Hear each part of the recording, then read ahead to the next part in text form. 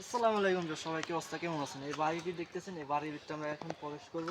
বাড়িটি অনেকদিন যাবৎ পরিত্যক্তভাবে পড়ে আছে, যে এখানে একটু ফাঁকা জায়গা আছে, এখানে আমরা ঢুকবো, দেখি বাড়ির ভিতরে কি কি আছে।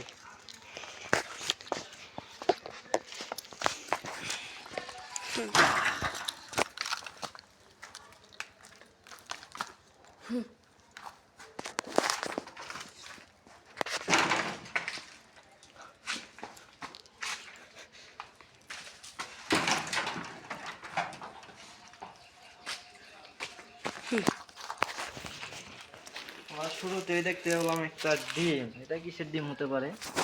এটা সম্ভবত সাপের ডিম হবে। হ্যাঁ, সাপের ডিম হতে পারে। এখন তো দেখতে পাচ্ছেন যে ঘরের কি অবস্থা, ঘরে মানুষ না থাকলে এই ঘরের কি অবস্থা হয়। দেখি এখানে একটা খানার বিল্ডিং আছে, কিন্তু তালা মারা। এটা কত বছর আগের তালা হতে পারে, অনেক বছর। ভিতরে বোল আছে, পাতিল আছে, পিরিজও আছে, আর কলসিও আছে। এখানে দেখতেছি একটা লাল বালতি আছে, এখানে আবার পাতা পোতাও আছে। এইটা আবার কি? এটার ভিতরে কি আছে দেখতে দেখা যাক। সাপ হলে তো আবার দৌড় দেওয়া লাগবে না। এটার ভিতরে কিছু নয়, কিছু মাটির হাঁড়ি পাতিল আছে। পরে এখানে তো এই যে 1965 সালে সম্ভবত একটা মুড়ির ড্রাম। মুড়ির দামই হবে এটা। মুড়ির ড্রাম। তারপর দেখতে পাচ্ছি এখানে একটা আছে, আলমারি। আলমারি ঢাকা আছে।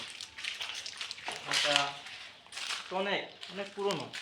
বাড়িটাও দেখতেছেন, এই উপরে কি অবস্থা। এই মা, এখান থেকে পাটখড়িও আছে। পাটখড়ি তো নিচের পরিবেশটা, ফ্লোরের কি অবস্থা, ফ্লোরটা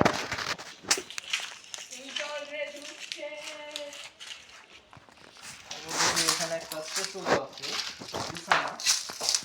বিছানা। এখানে সম্ভবত সম্ভবত একজন বুড়ি থাকতো মনে হয়, যেভাবে বিছানাটা পড়ে আছে।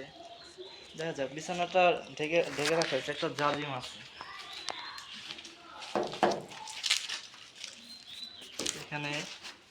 একটা চেয়ারও পড়ে আছে, এখানে চেয়ারের পরে মনে হয় বসে আছে কেউ, মনে হয় বসে থাকতো এখানে। চেয়ারটা অনেক পুরোনো হয়েছে, যেভাবে জিনিস শিখেছে সেভাবে আছে। মানে যে লোকটা ছিল, লোকটা সম্ভবত নেই, লোকটা মারা গেছে, এর জন্য তার ঘরটা এই অবস্থা।